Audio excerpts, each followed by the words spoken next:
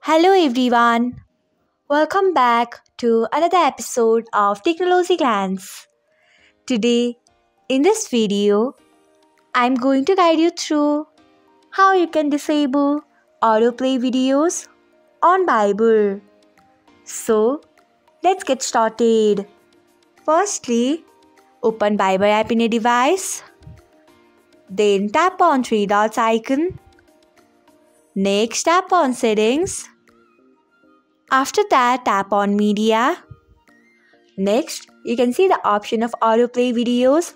Untick it by tapping on it. So, this is how you can disable autoplay videos on Bible. Thanks for watching.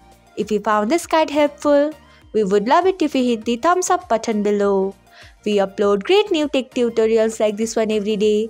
So, do not forget to subscribe to our channel and hit the bell icon so that you'll never miss another update.